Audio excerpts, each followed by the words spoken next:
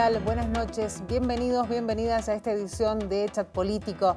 Aquí estamos en el 30 de la TDA para compartir durante los próximos minutos un tema que sin duda hoy es de gran preocupación y del cual nos tenemos que ocupar todos, ¿sí? Desde nuestro lugar como familiares, como amigos, como parte de una comunidad cuando empezamos a hablar de las personas que se quitan la vida. Vamos a hablar de prevención del suicidio, vamos a ocuparnos de compartir con ustedes algunos datos, pero también vamos a hablar con alguien que trabaja en la provincia de Mendoza con este tema. Vamos a comenzar compartiendo con ustedes parte de una charla TEDx en donde justamente abordan el tema. Alguien que tuvo la valentía de contarlo para que entiendan los demás lo que significa esto. Y además alguien que se ha ocupado de acompañar a personas que han intentado quitarse la vida. Vemos ese fragmento. Cada año se suicidan 800,000 personas en el mundo. Esto nos lo dice la Organización Mundial de la Salud. El suicidio no distingue ni raza, ni género, ni clase social. Y no distingue porque tiene que ver con una sola cosa, que se llama dolor emocional. El suicidio no es un acto de locura, como muchos creen. No es un acto de valentía ni de cobardía. No puede ser evaluado desde un lugar de juicio de valor. El suicidio es solamente un acto de dolor emocional. Tú, yo, vamos a vivir en un momento de nuestras vidas un alto dolor emocional. Y esto es algo, es como un precio que pagamos por el simple hecho de esta experiencia que se llama vida. Me pregunto hoy en día, o bueno, la pregunta también para ustedes es, si todos, como les digo, vamos a vivir en algún momento dado dolor emocional, ¿quiere decir esto que todos podemos en algún momento atentar contra nuestras vidas? Yo creo que sí.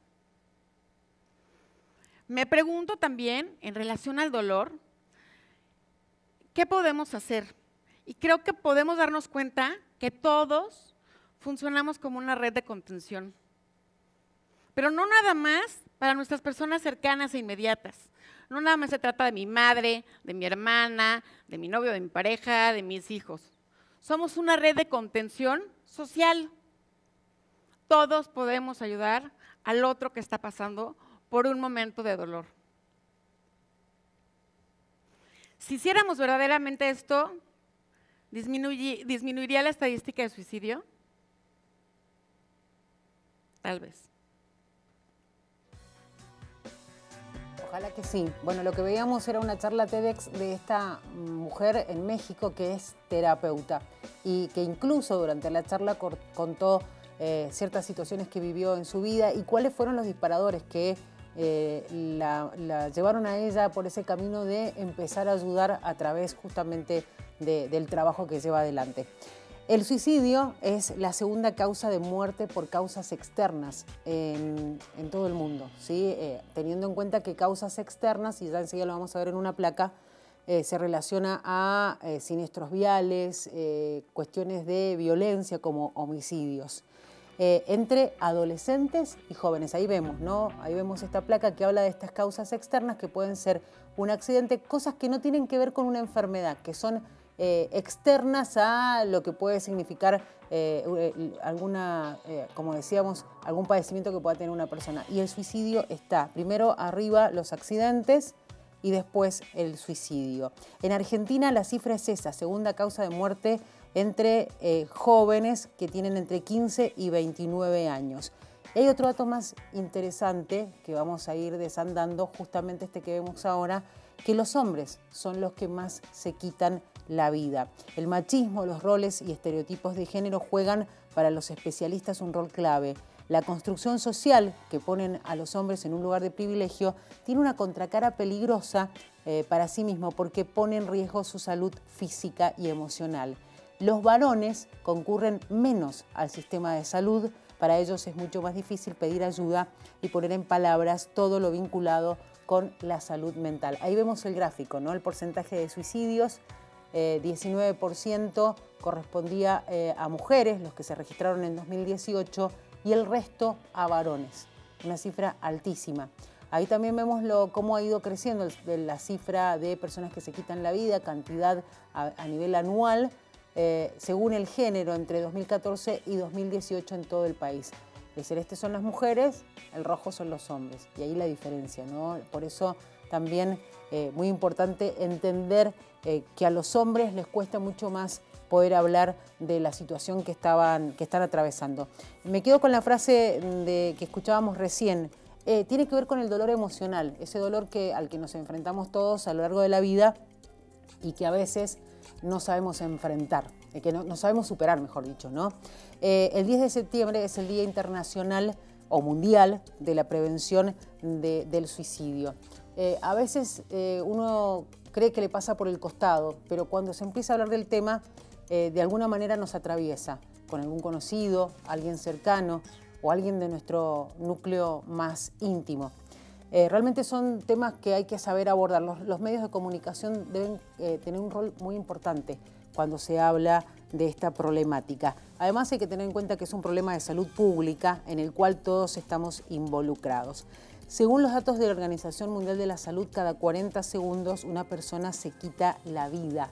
Y nuestro país se ubica en el número 66 de una lista de 172 países con mayor tasa de suicidio. De acuerdo con las estadísticas vitales del Ministerio de Salud de la Nación, en el país se producen más de 3.000 suicidios por año y la Patagonia es la región del país con mayor tasa de suicidios. Según los registros, que son los últimos oficiales del 2018 y 2019, hay que tener en cuenta que la región de Cuyo hasta ese momento no era la que tenía la tasa más alta, sino tal vez estaba más abajo en ese ranking. Pero hay que decir algo, la pandemia nos puso de otra manera en ese mapa de la gente que no puede enfrentar la situación de dolor que está atravesando. Lo decíamos recién y lo vamos a repasar. Es la segunda causa de muerte por causas externas entre jóvenes de 15 a 29 años. ¿Qué pasa? ¿Cómo trabajamos? El gobierno nacional obviamente trabaja, el gobierno de la provincia de Mendoza también. La pregunta es si alcanza. Queríamos empezar a hablar de este tema por el lado de la salud mental, que es importante entender que tiene que ver con eso. Pero cuando empezamos a desglosar el tema, obviamente dijimos, bueno, la prioridad es esto, el tema del suicidio, porque hay que ocuparse. Vamos a hablar enseguida con una especialista y además alguien de la provincia de Mendoza que trabaja en este tema. ¿Qué pasa con la Organización Panamericana de la Salud, que ya viene trabajando a nivel regional y obviamente dicen que es un tema en el cual hay que priorizar y sobre todo entender que hay que ocuparse de manera urgente? ¿Qué es lo que piden? Estrategias nacionales y obviamente regionales de prevención del suicidio, que sean integrales y que sean multisectoriales. También hay que tener en cuenta que hay señales de alarma que nosotros, cuando tenemos tal vez a alguien que está corriendo ese riesgo, nos tenemos que dar cuenta. De eso también vamos a estar hablando. La Organización Panamericana de la Salud también está brindando apoyo en las naciones que la componen para justamente trabajar en la prevención del suicidio. ¿Qué es fundamental? La detección e intervención temprana y los sistemas y servicios de salud que deben ser fuertes, tanto el público como el privado. También incorporar el trabajo de la prevención que sea un componente básico en todas las esferas, ¿sí? Las comunidades desempeñan un papel importante y la Organización Mundial de la Salud ha presentado un conjunto de herramientas para implicar a las comunidades en la prevención del suicidio. ¿Qué es lo que dicen? Las herramientas que tenemos que tener a mano. Y esto es un consejo de la Organización Mundial de la Salud y la Organización Panamericana de la Salud.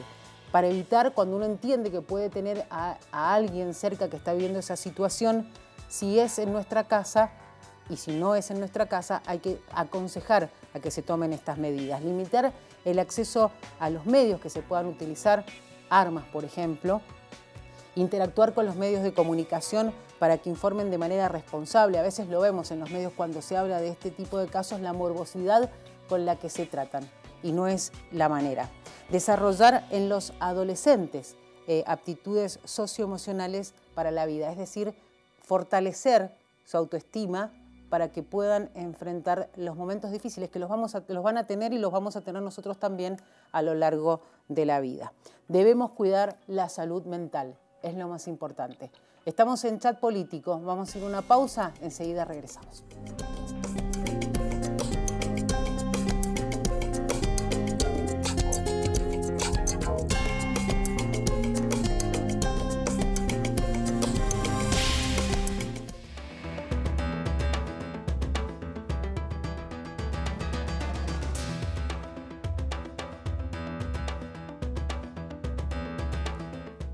Bueno, acá estamos en Chat Político, en el 30 de la TDA, 22 de Supercanal HD. Recuerden que ustedes, si quieren volver a ver el programa, lo pueden hacer a través de nuestro canal de YouTube. Hablamos hoy de prevención del suicidio. Dijimos que íbamos a tratar el tema con alguien que está trabajando en Mendoza sobre esto. Alina del Canto es coordinadora de prevención y capacitación de la Dirección General de Salud Mental y Adicciones de Mendoza. Espero haberlo dicho bien porque es muy largo y le vamos a dar la bienvenida a Alina. ¿Cómo estás, Alina? ¿Qué tal, Claudia? Buenas noches.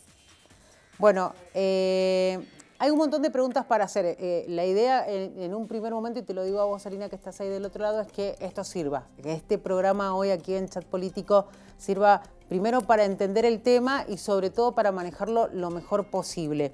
Ya estuvimos haciendo como una introducción en un primer bloque aquí en el programa sobre este tema del suicidio, y la pregunta que uno se hace, ¿es realmente prevenible? Digo, teniendo en cuenta que hay cifras que son alarmantes en Argentina, en Mendoza y en el mundo.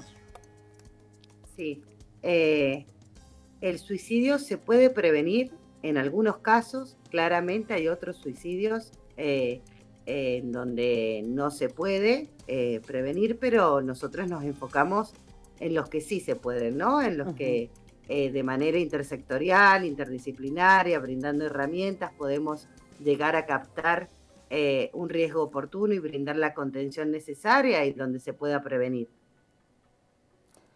Hablábamos más temprano cuando hacíamos un poco la reseña de este tema, de que es la segunda causa de muerte de jóvenes que tienen entre 15 y 29 años. Digo, es un dato que asusta, teniendo en cuenta que, según lo que indican los especialistas, y ahí voy a vos, de que está básicamente relacionado con la cuestión emocional y eso de tal vez no poder afrontar ciertas situaciones. ¿Es así?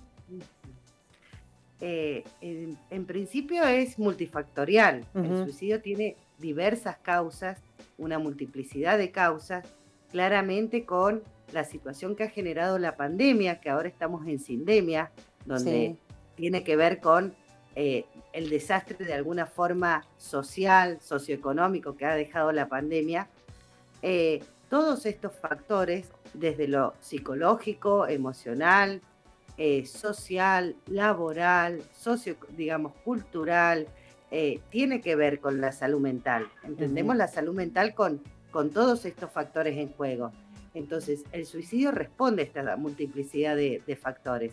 Sí, entre 15 y 29 años, Claudia, tenés razón, es la segunda causa de muerte. Se puede decir que hay una, digamos, que responde a una cuestión emocional, y una de las cuestiones que vemos, pero no es la única, es justamente la importancia de trabajar con los chicos y las chicas en la idea de proceso, en la idea de gestión de emoción, en la idea de espera, ¿no? Y en la idea de poder empezar a hablar de lo que les pasa, de lo que nos pasa, y que haya un adulto y una adulta que sepa también escuchar lo que le pasa al adolescente, ¿no? Para procesar esto de lo emocional. Uno entiende que deben darse señales, tal vez que esas son las alertas que debemos tener nosotros para entender que algo está pasando y que debemos accionar, empezar a actuar y sobre todo contener la situación. ¿Cuáles son las señales que uno debe entender? Nos están indicando que puede pasar algo relacionado con tal vez intentar quitarse la vida o querer concretarlo en definitiva. Bien, en principio, por ejemplo, cambios de conducta, ¿no? Cambios de conducta de manera abrupta, mayor aislamiento en una persona que tal vez era más sociable y de repente comienza a aislarse, y tal vez sabemos que está pasando una situación particular muy difícil sea que está atravesando un duelo, sea que está atravesando un quiebre familiar, un quiebre económico, y vemos aislamiento, tristeza persistente, tal vez un aumento en algún consumo o algún consumo problemático, situaciones tal vez de mayor violencia, y cuando hablo de violencia hablo de los distintos tipos de violencia, mucha ansiedad, mucha impulsividad, cuando una persona está como muy irritable, muy impulsiva, el ausentismo escolar, ¿no? Son todos sintomatología y conductas en donde nos pueden llevar a hacer pensar que hay alguien que está tal vez pasándola mal, ¿no? Sí, también en los jóvenes enfocamos todo lo que son las redes sociales, los estados de Instagram, de WhatsApp, las historias, en donde se refleja lo que les puede estar pasando. Digo, esta sumatoria de factores son los que nos deben poner alerta para empezar a escuchar y acompañar a quien lo puede estar necesitando. Alina, vos decías que hay una multiplicidad de factores que influyen en que alguien pueda llegar a realizar esta acción, ¿no? La pregunta ahora es, nos cuesta entender también de que es un problema de salud mental. También me parece que cuesta entender que la salud mental no significa que ahí nomás la relación es alguien que está loco o loca. Y se piensa así de esa manera cuando en realidad hay una situación que hay que atender. Nosotros desde el seno familiar, desde el entorno más cercano y obviamente el sistema de salud, ya sea privado o público, desde ese lugar. Sí, la salud mental se define con esta multiplicidad de factores sociales, culturales, económicos, individuales, biológicos, psicológicos. Y no es algo estático, es algo dinámico. Todos estamos, de alguna forma, podemos tener en algún momento más o menos de salud mental ante situaciones personales, familiares. Claro. Y esto no significa que uno esté loco o loca, pero sí es importante que podamos escuchar y escucharnos estas cuestiones emocionales, en cómo estamos, en cómo venimos llevando, digamos, los días, si nos sentimos más ansiosos o ansiosas, cómo estamos durmiendo, si hay alguna angustia, que a veces las angustias no es tan fácil de descifrar en que las personas digan, sí, tengo angustia, ¿no? Muchas veces la angustia se pasa al cuerpo, ¿no? Cuando no se habla, se pasa al cuerpo. Y muchas veces uno puede estar con mucho tiempo, dolor de cabeza, taquicardia, dolor de panza, palpitaciones, dolor de cuerpo constante, con cierta ansiedad. Y estas cosas también es importante poder descifrarlas y que podamos saber, digamos, a qué se deben.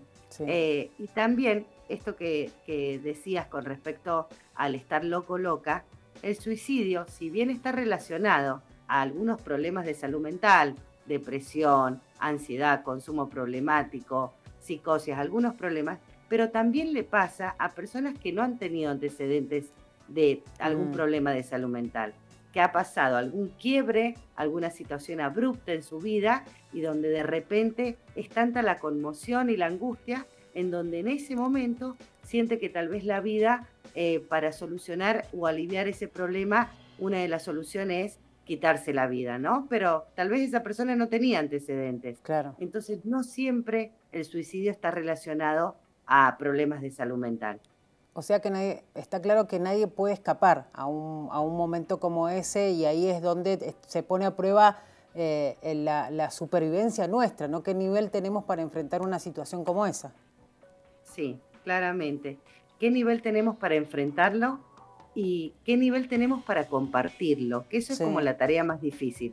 Es como muy fácil hablar de las cotidianeidades o del dolor físico. Me duele la cabeza, me duele el diente, voy al dentista, me duele esto, pero hablar de lo emocional es muy difícil. Entonces, mientras más podamos hablar de lo que nos pasa, mientras más podamos hablar con otros y tener a alguien de confianza, digamos, no importa, puede ser una mamá, un papá, una madrina, un tío, una amiga, un amigo, pero que sepamos que cuando nos encontremos en una situación de mucho sufrimiento, la primer vía para posibilidad de que alguien nos ayude es poder hablar, sin vergüenza, porque hay mucho temor a hablar de esto. temor al estigma, temor a que se diga, bueno, es cosa de adolescente, o por qué te pasa eso, o yo a tu edad tal cosa. Como cuando uno habla de lo emocional, rápidamente el otro da infinidades de consejos, ¿no? Sí. Y escucha poco. Entonces, bueno, es esto, es empezar a poder hablar sobre lo que nos pasa y también saber escuchar a quien puede estar sufriendo, ¿no? Sin duda. Alina, vamos a ir a una pausa, ¿sí? La primera con vos como invitada aquí en Chat Político. Nos queda un buen rato para seguir hablando de este tema de prevención del suicidio. Ya volvemos, así es que te pedimos que te quede ahí. Estamos en Chat Político, en el 30 de la TDA, 22 de Supercanal HD. Ya regresamos.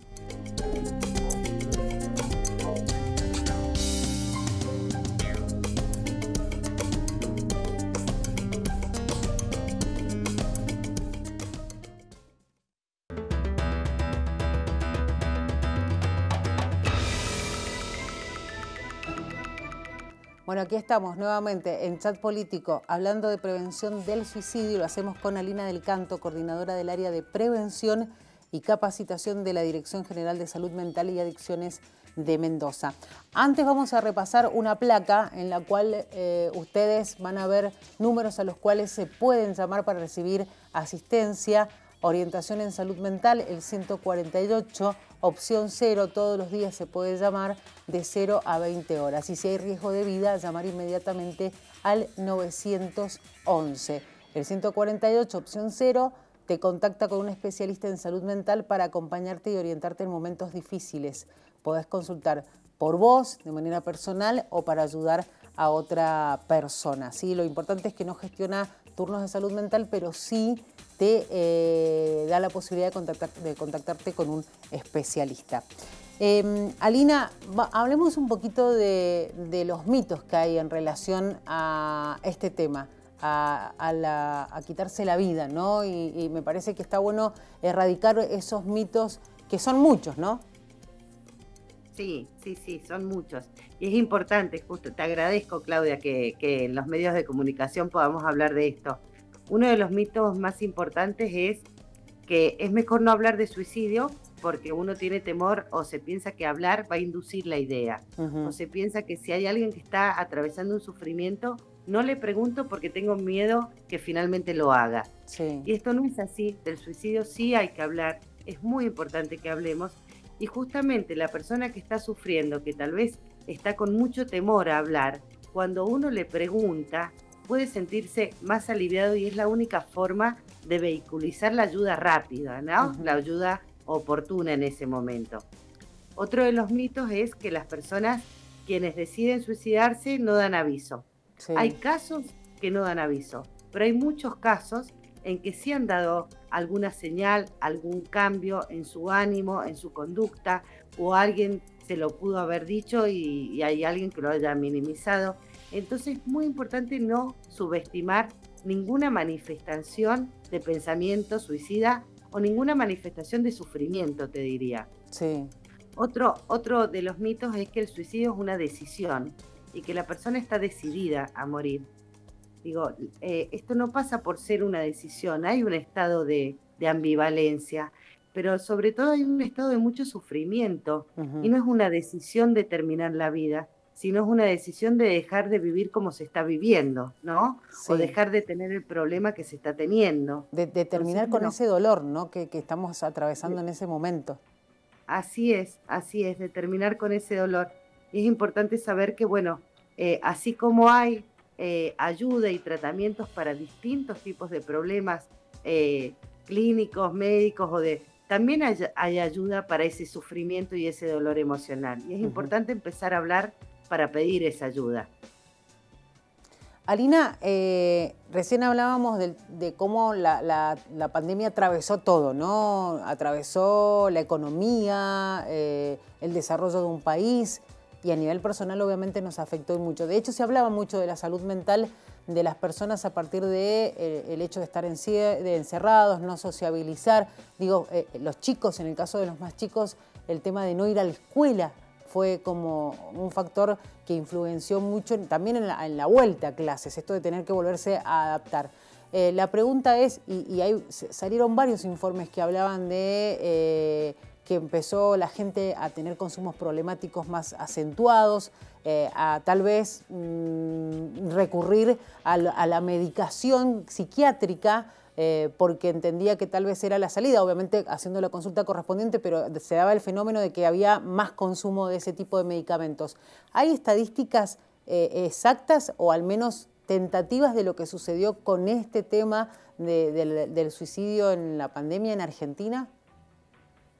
No, sabemos, la Organización Mundial de la Salud, te vuelvo a decir, habla de que hoy por hoy tenemos una sindemia y estamos atravesando una sindemia que es todas estas problemáticas de salud mental que han venido en aumento, Sí. en gran aumento, y también habla de que en estos próximos 3, 4 años se viene un aumento importantísimo de los problemas de salud mental y entre ellos el suicidio, ¿no?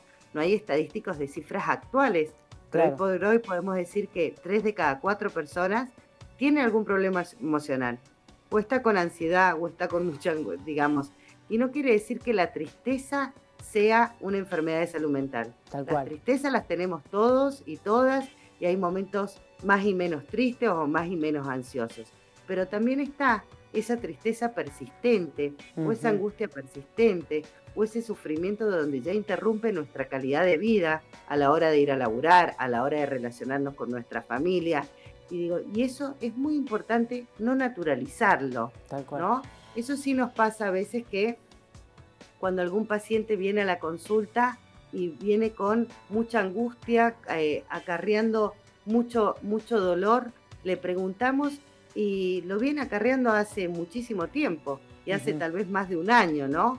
Cómo vamos naturalizando las cuestiones emocionales, porque pareciera que tiene que ver con nuestra propia voluntad, ¿no? Cuando estamos así es muy común que la gente nos diga, bueno, pero ponele pila, bueno, pero ponele gana, salí a caminar, como si fuera tan fácil y como si uno no lo hubiera intentado, ¿no?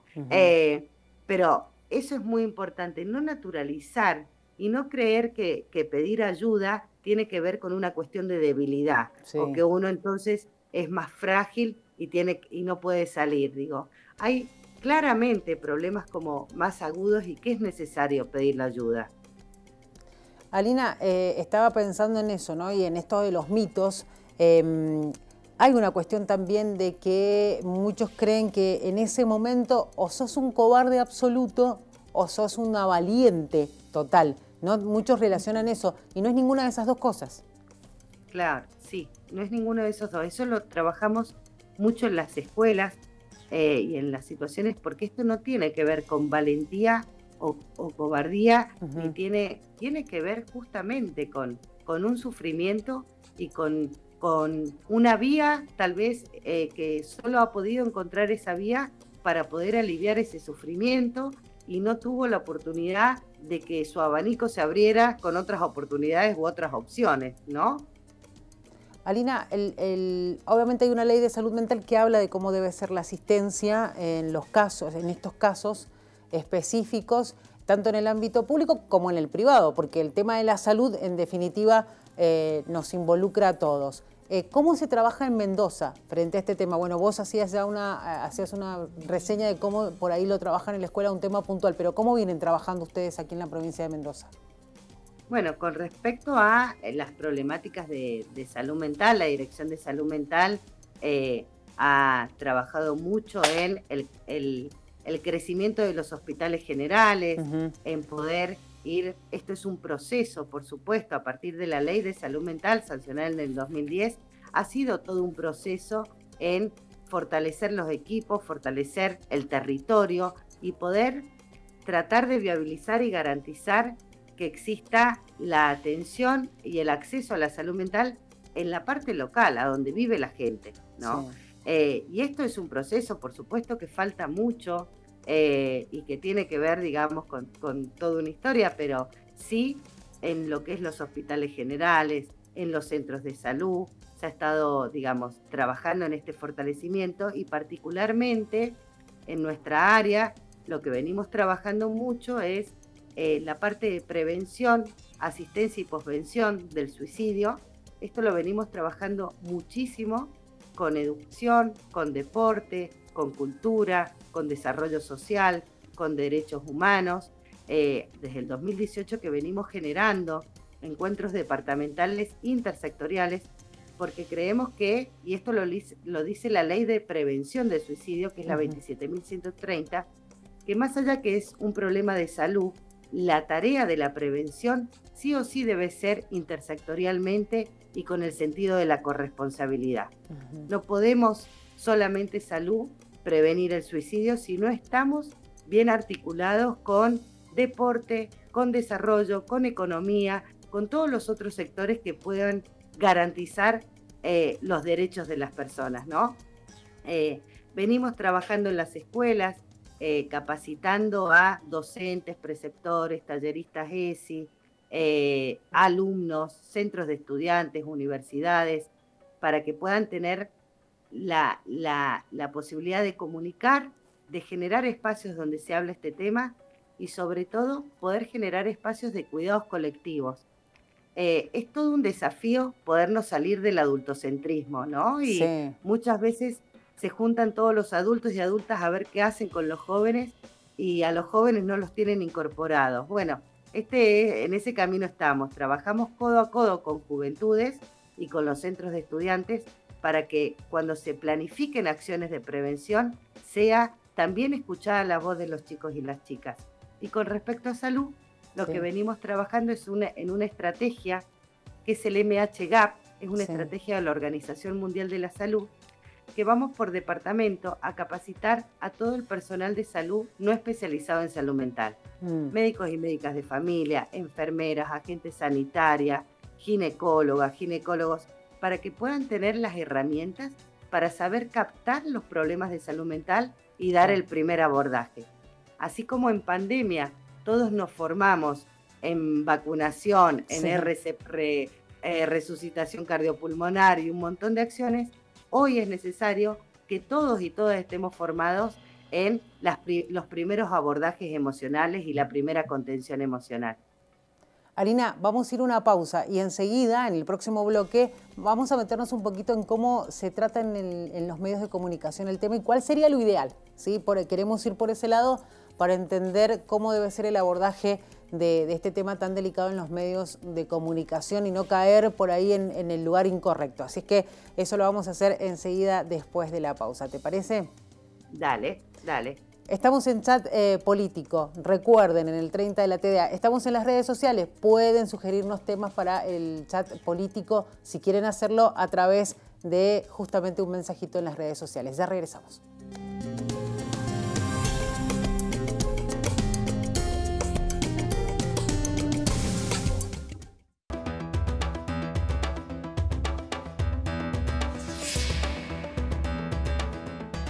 Bueno, seguimos hablando de prevención del suicidio con Alina del Canto, coordinadora del área de prevención y capacitación de la Dirección General de Salud Mental y Adicciones de la provincia de Mendoza. Alina, habíamos dejado el tema pendiente y es cómo debe tratarse esto en los medios de comunicación, teniendo en cuenta que sabemos que hay muchos que critican cómo se aborda, porque de hecho lo estamos haciendo mal, lo entiendo así. Contanos qué es lo ideal y qué no se debe hacer. Bien. De la manera que lo estamos abordando es lo ideal, ¿no? Que se puedan abrir espacios en comunicación donde se pueda trabajar la desestigmatización de lo que es la salud mental, poder trabajar los mitos. Siempre cuando se habla de suicidio es muy importante hablar de los mitos, hablar de cómo pedir ayuda y sobre todo sensibilizar a las personas no de manera alarmante ni catastrófica, sino justamente en poder sensibilizar e informar de que hay, digamos, profesionales y hay distintos tipos de ayudas para las personas que pueden estar sufriendo o que pueden estar teniendo un pensamiento de hacerse daño. Lo que no se recomienda claramente es hablar de situaciones que violen el derecho a la intimidad de las personas. Tal cual. Tal vez cuando hay un suceso, cuando hay una situación, digamos, trágica que haya pasado y que la sociedad pueda estar conmocionada, nunca, digamos, no es recomendable ni dar cifras, ni dar datos, ni dar nada que podamos acercar a la idea de que es tal persona, ¿no? Eso es importante que los medios lo tengan en cuenta. Tampoco, digamos, se puede hablar, por ejemplo, sobre los métodos. Esto no es, digamos, Claro. recomendado, pero sí nosotras pedimos que los medios puedan siempre dar espacios para combatir el estigma de los problemas de salud mental, para poder acercar a la gente sobre que de estos temas en las familias hay que hablar, porque tal vez después de esta nota hay en muchas mesas familiares que se puedan estar hablando de esta nota y puede empezar a hablar, digamos, a alguien que no se estaba animando. Entonces, esa es la idea, ¿no? De propiciar un espacio preventivo, desestigmatizante y brindando cuál es el acceso inmediato al pedido de ayuda. Estuvimos viendo mucha información, ¿no?, en relación a este tema y veíamos que hay números muy significativos en cuanto a aquellos que logran, lamentablemente, esto de quitarse la vida, pero hay otros que lo intentan y bueno, no sucede. ¿Cómo es la contención para esa persona que termina, obviamente, en un hospital, en una situación de emergencia? ¿Cómo lo abordan el sistema de salud y cómo deberíamos abordarlos nosotros, digamos, los familiares, los amigos, el grupo más próximo a esa persona? Bien, cuando hay una situación de un intento de suicidio, claramente es una situación de riesgo. En ese caso tiene que ir a un hospital, ¿no? Sí. Cuando hay un intento, generalmente hay una parte clínica que pueda estar afectada, entonces, digamos, es muy necesario que pueda ir a un hospital general. ¿Qué quiere decir esto? Digamos, en el Hospital Central, Hospital Lago Mayores, Hospital Noti, hospitales en el este, en Tunuyán, cualquier hospital en donde hoy por hoy hay equipos de salud mental. Si bien a veces no están de guardia las 24 horas, pero la guardia del hospital sí sabe la captación, digamos, poder contener y poder comunicarse con salud mental. Ese equipo de salud mental hace el primer abordaje, el primer acompañamiento, y es muy necesario que en este acompañamiento esté involucrada la familia o las personas de confianza, ¿no? Esto es fundamental, y en esto que vos me preguntás, ¿qué hace la familia? La familia a veces puede responder a que se enoja mucho, incluso tal vez sin un intento.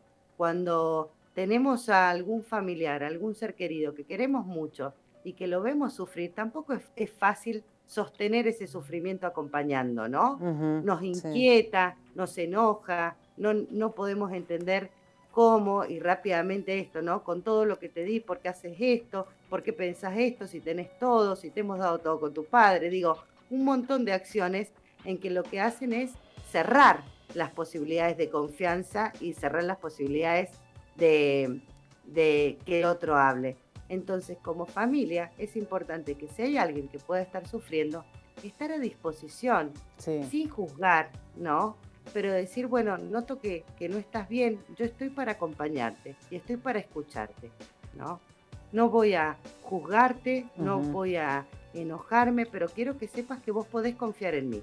Ese ya es un primer paso. Los adolescentes y las adolescentes, ¿qué nos dicen?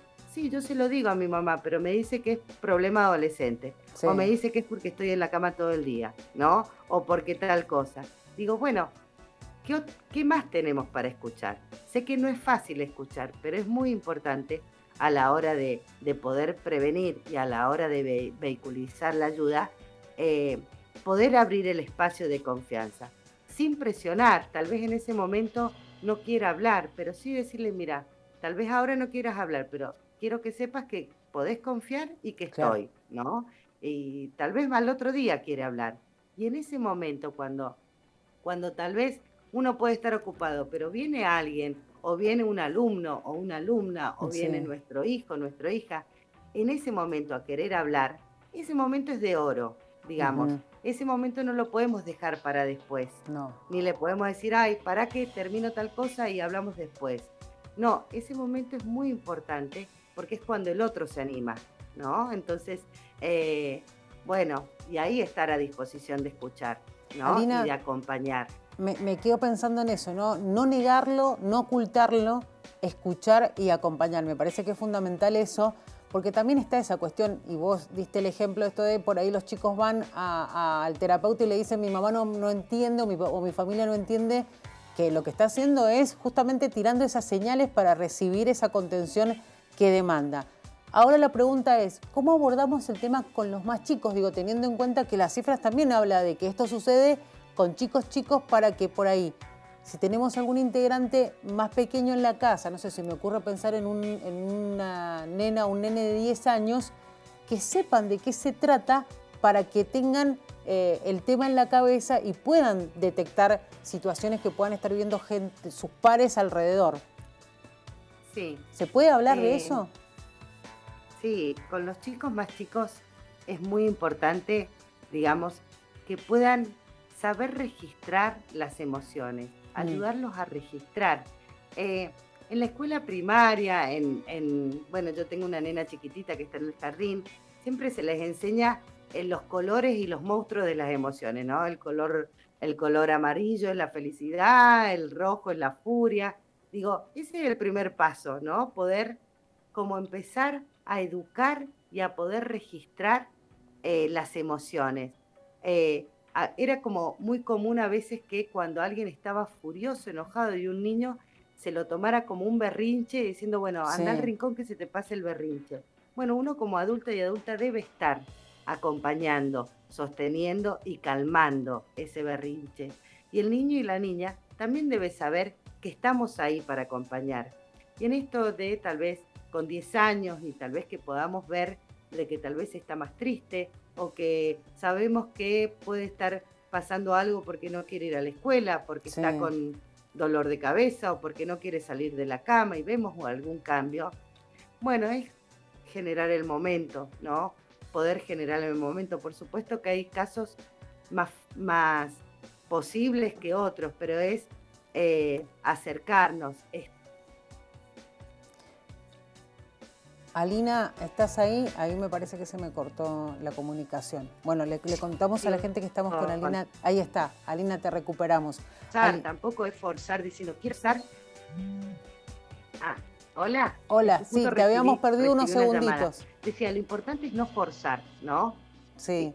Se me vino a la cabeza un caso, no voy a decir mucho detalle, pero el caso de una chiquita que sufría bullying, era muy chiquitita, que fue muy mediático el caso, y ella decía literalmente que no quería vivir más. Digo, también tenemos que estar preparados para formar a chicos, a niños y a niñas que no tengan esas conductas porque pueden afectar a otras personas. Me parece que también el rol nuestro como educadores es fundamental.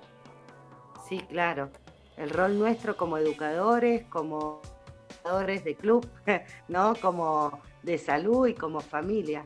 Es muy importante que estas cosas no se dejen pasar, ¿no? Y que se aborden, y que se le dé lugar, digamos, a lo que pueden estar pasando los chicos y las chicas. Sin duda.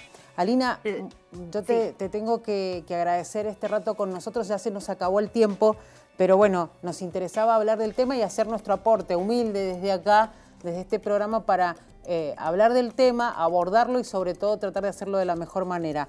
La invitación queda abierta para volver a hablar de este y otros temas en cualquier momento, porque sabemos que ustedes vienen trabajando y mucho en relación a los problemas que hay de salud mental en la provincia. Así que te mandamos un abrazo grande y nuevamente muchas gracias. No, gracias a vos, Claudia, por el espacio. Será hasta cualquier momento. Así es. Así pasaba Alina del Canto, coordinadora del área de prevención y capacitación de la Dirección de Salud Mental y Adicciones de la provincia de Mendoza. Nosotros nos despedimos y les decimos a ustedes que están ahí del otro lado, primero, muchas gracias y segundo, que sigan en la sintonía de Señal U. Será hasta la próxima.